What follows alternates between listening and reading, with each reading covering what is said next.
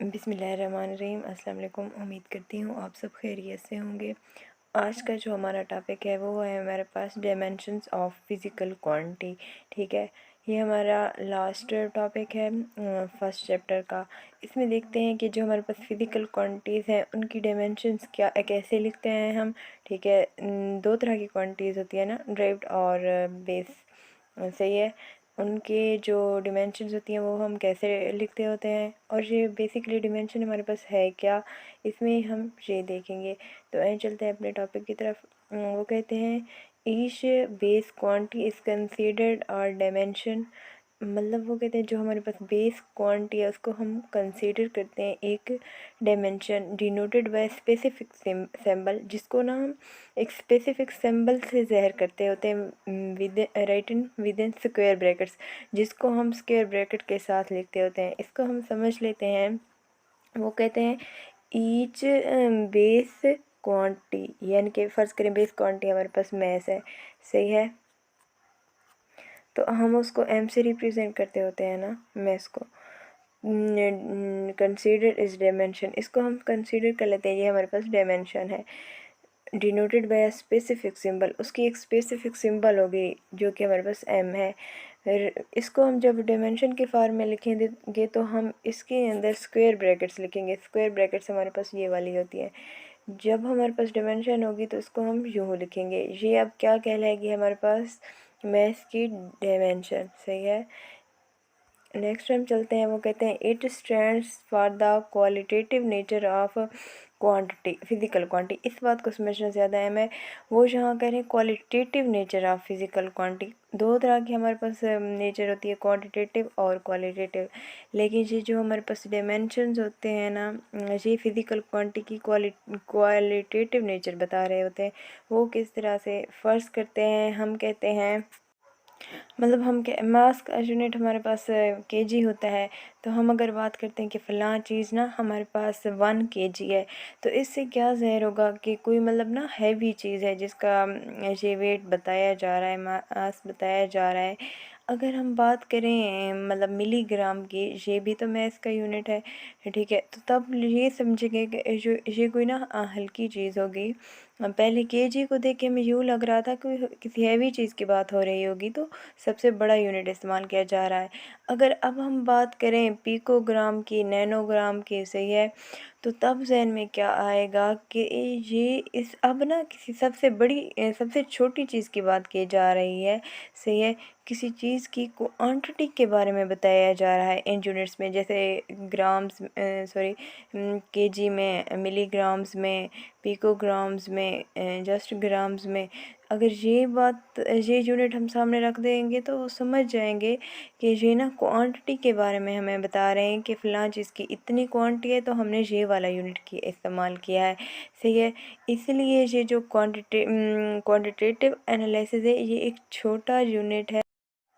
लेकिन अब ये तो हमने क्वांटिटी की बात की है ना, तो अब हम क्वालिटी की बात कर लेते हैं।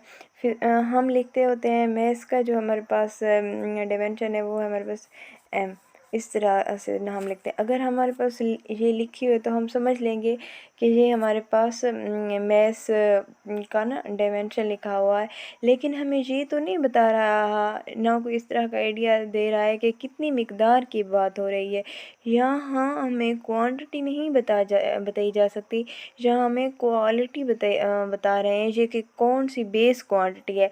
अब जैसे ही हमारे पास ये आएगी तो हम समझ लेंगे ना ये मैथ्स की बात कर रहे हैं। मैथ्स जो है ये एक बेस क्वांटिटी है, हमारे पास फिजिकल क्वांटिटी है। हम समझ इसको देख के समझ लेंगे ये हमारे पास एक जो हमारे पास फिजिकल क्वांटिटी है उसकी बात हो रही है। हमें क्वालिटी बता रहे हैं, क्वांटिटी नहीं बता रहे। ये जो मैथ है कितना है, कितनी मिकदार है इसकी, तो इसलिए हम ये भी कहते हैं ये जो क्वालिटेटिव एनालिसिस है ये हमें डायमेंशंस बताते होते हैं। क्वालिटेटिव एनालिसिस बताने के लिए हम डायमेंशंस को इस्तेमाल करते होते हैं। सही है, सेकेंड पॉइंट में ये वाली बात कर रहे हैं। नेक्स्ट हम चलते हैं। वो कहते हैं for example different quantities such as length, width diameter light year which are measured in metres, यानी कि हमारे पास कुछ ऐसी क्वांटिटीज हैं जिनको मीटर में मेजर करते हैं, यानी कि एक ही यूनिट हमारे पास लेंथ हो गई, विड्थ हो गई, सही है, डायामीटर हो गया, लाइट ईयर हो गई, सही है, इनको हम मेजर करते होते हैं मीटर में। डोनेट द सेम डायमेंशन, इनका ज़ाहिर सी बात है एक ही मीटर इस्तेमाल कर रहे हैं ना, तो लेंथ है हमारे पास, लेंथ का जो हमारे पास यूनिट होता है वो क्या मीटर इस्तेमाल करते होते हैं। और जब डिमेंशन के फॉर्म में लिखना हो तब हम इसको इस तरीके से लिखेंगे। ये हमारे पास क्या है, डिमेंशन है। तो अब मीटर जो यूनिट है सेम है, तो इसलिए हम ये भी कह सकते हैं इनकी जो डिमेंशन है वो भी हमारे पास सेम ही होगी। नेक्स्ट हम चलते हैं, वो कहते हैं similarly the mass and time dimensions are donated by m and t respectively. फिर हमें कहते हैं जो मैस होता है और टाइम होता है उनको हम डोनेट करते हैं m square bracket and t square bracket, सही है। नेक्स्ट हम चलते हैं, जहाँ पे हमें कहते हैं other quantities that we measure have dimension which are combination of these dimension, यानी कि कुछ हमारे पास ऐसी डायमेंशंस भी पाई जाती हैं जो अदर डायमेंशन का कम्बिनेशन होती हैं। मिसाल के तौर पर हमारे पास स्पीड है, सही है, v is equal to d over d. D क्या है हमारे पास, डिस्टेंस है, और टी क्या है, टाइम है, सही है। इसको अब हम डायमेंशन इसकी लिखते हैं, वो किस तरीके से लिखेंगे, डी क्या है, डिस्टेंस है यानी कि लेंथ है, तो हम इसको रिप्रेजेंट करते होते हैं एल के साथ, एल कैपिटल और स्क्वायर ब्रैकेट से, और डी को रिप्रेजेंट करते होते हैं हम जब डायमेंशन लिखते हैं तो इस तरीके से, सही है। अब क्या करेंगे हम, ये जो हमारे पास एल है इसको तो वही रहने देते हैं, लेकिन जो हमारे पास टी है जो टाइम की डायमेंशन है इसको हम ऊपर ले आते हैं, सही है। और ऊपर जब ले आएंगे तो ये हमारे पास नेगेटिव हो जाएगी। तो ये अब हमारे पास जो आ गई है, तो ये हमारे पास क्या होगी, स्पीड की डायमेंशन है, ये अदर डायमेंशन से मिलकर बनी होती है, सही है, जो हमारे पास इस तरीके से है। ये अब है तो डिमेंशन, स्पीड की डिमेंशन है, लेकिन ये अदर डिमेंशन से मिलकर बनी है ना, जो कि हमारे पास लेंथ है और टाइम है, सही है, टाइम की डिमेंशन है। अब हम इन एग्जांपल के थ्रू समझ लेते हैं। यहाँ पे हमें स्पीड की डिमेंशंस फाइंड आउट करनी है हमने, तो अब स्पीड की डिमेंशन फाइंड आउट करेंगे तो हम क्या करेंगे, जो उसका हमारे पास फार्मूला है तो उनकी भी उसमें जो चीज़ें आती हैं, जो क्वांटिटीज़ आती हैं, उनकी भी डिमेंशन निकालेंगे।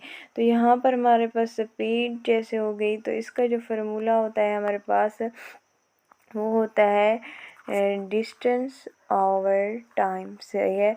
डिस्टेंस के लिए हम यूज़ करते होते हैं एल, सही है, और टाइम के लिए हम यूज़ करते हैं ठीक है, टी, सही है। तो यहाँ पे अब क्या करेंगे हम, वहाँ हमने डिमेंशंस लेनी है, तो इधर डिमेंशन और इधर भी हमने डिमेंशन डालनी है। तो अब हम नेक्स्ट क्या करेंगे, नेक्स्ट हम ये जो हमारे पास एल तो वैसे ही रहने देंगे, टी है उसको ऊपर ले जाएंगे, तो ये हमारे पास नेगेटिव हो जाएगा। इस तरीके से ये अब क्या आई हमारे पास, ये जो है ना स्पीड की डायमेंशन है।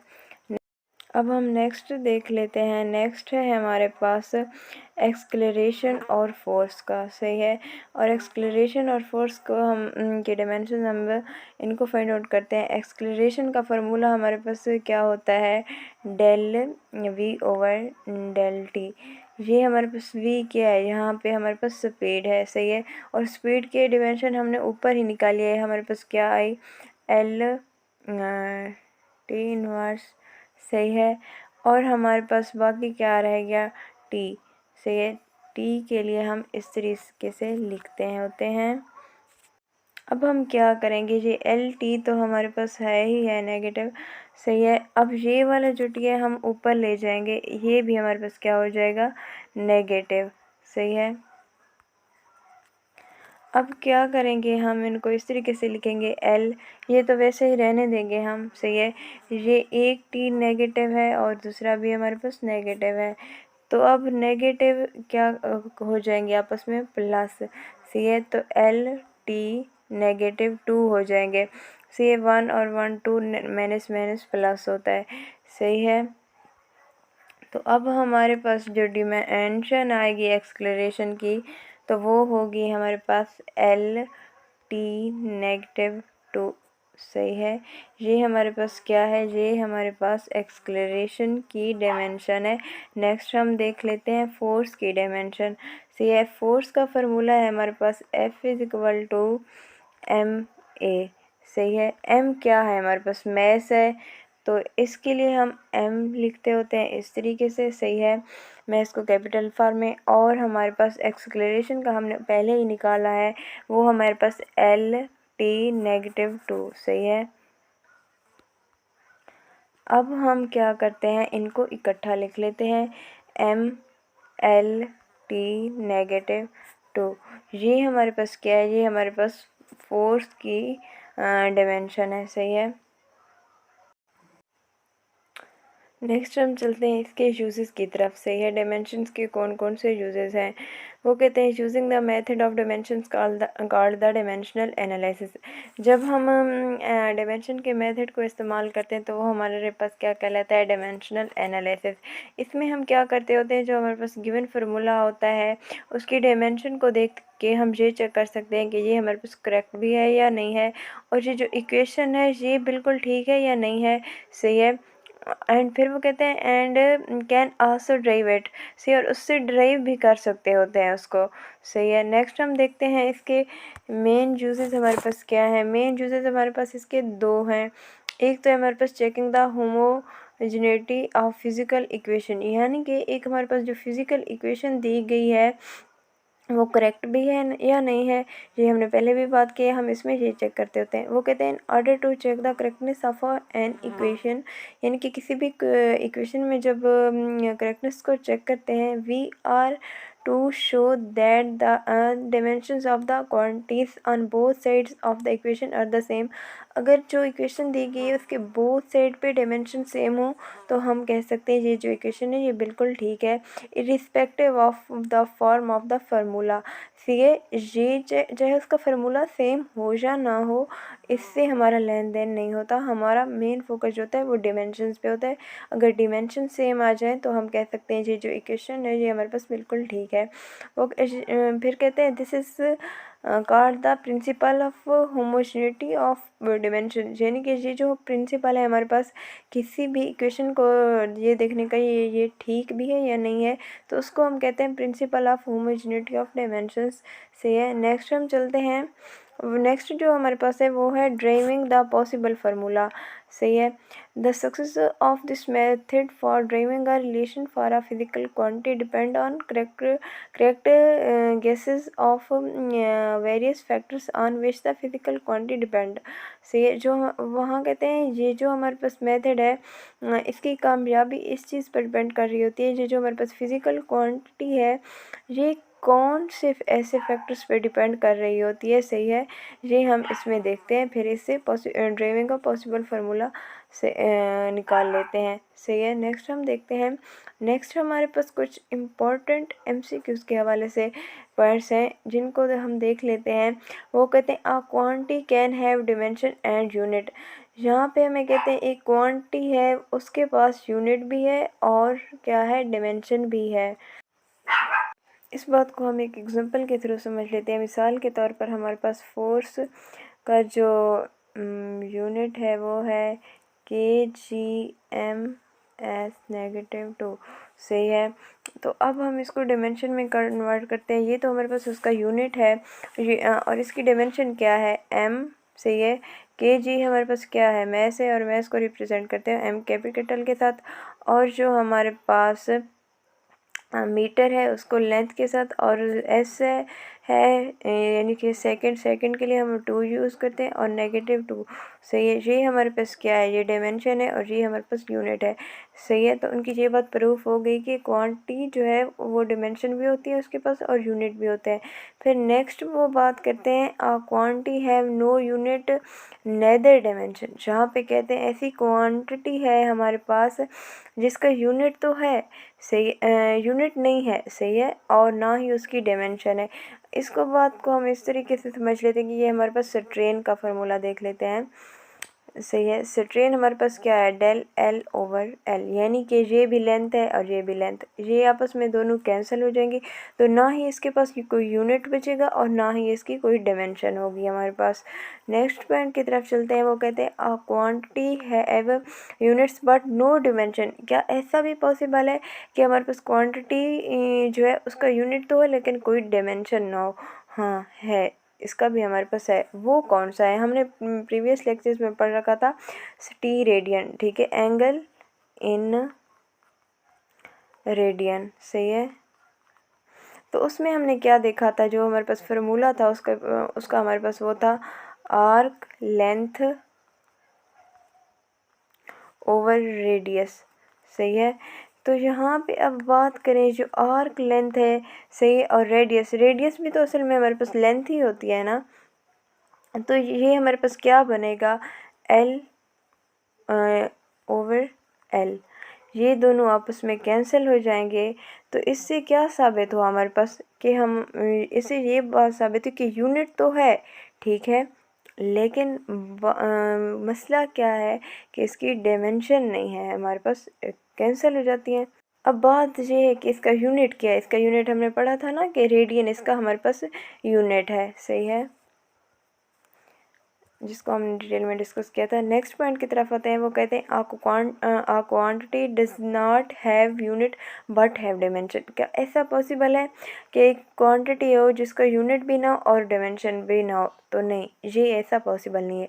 वो क्यों नहीं है, क्योंकि हमने देखा है जो हमारे पास डायमेंशन होती है उसको हम यूनिट से ही ड्राइव कर रहे होते हैं ना, सही है। तो इसलिए ऐसा मुमकिन ही नहीं है कि हमारे पास यूनिट भी ना हो और डायमेंशन भी ना हो, सही है। नेक्स्ट पॉइंट पे की तरफ आते हैं, वो कहते हैं dimensional analysis deals with the physical quantity in their qualitative meaning, यानी कि वो कहते हैं क्वालिटेटिव मीनिंग में हम डील कर रहे होते हैं फिजिकल क्वांटिटी के साथ, ना कि क्वांटिटेटिव।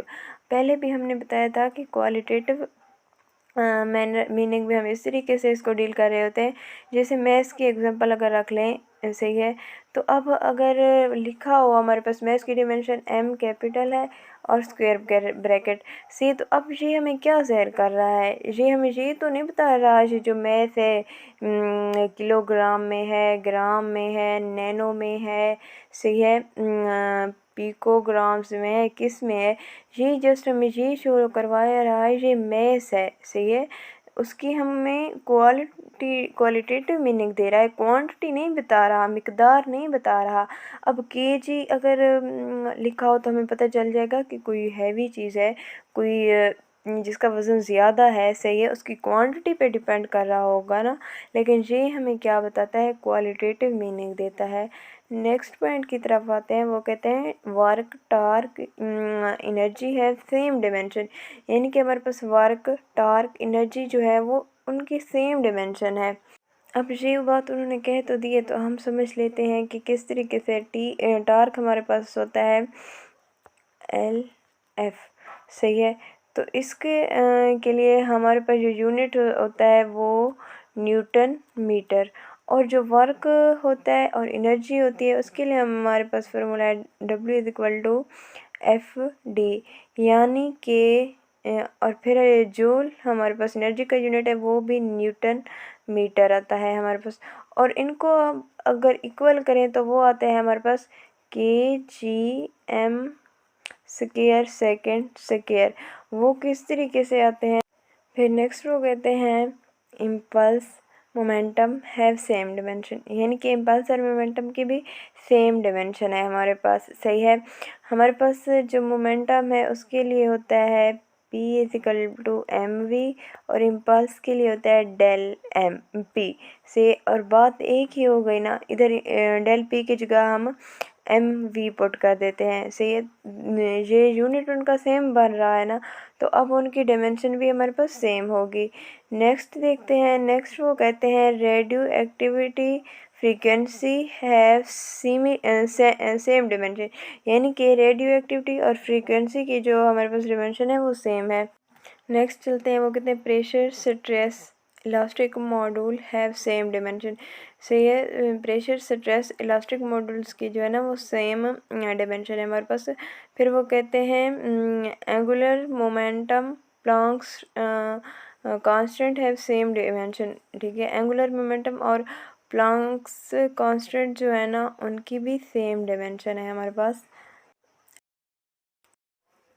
अब हम चलते हैं, हम क्या करते हैं इसमें हमारे पास जो बेस क्वांटिटीज़ हैं सही है उनकी डिमेंशन को समझ लेते हैं। जब ड्राइव्ड क्वांटिटीज़ की हम डिमेंशन निकालने लगे तो हमारे पास आसानी हो जाए हमारे लिए। तो सबसे पहले हम बात करते हैं लेंथ की, सही है। लेंथ के लिए हम जो यूनिट इस्तेमाल करते होते हैं वो है हमारे पास मीटर, सही है।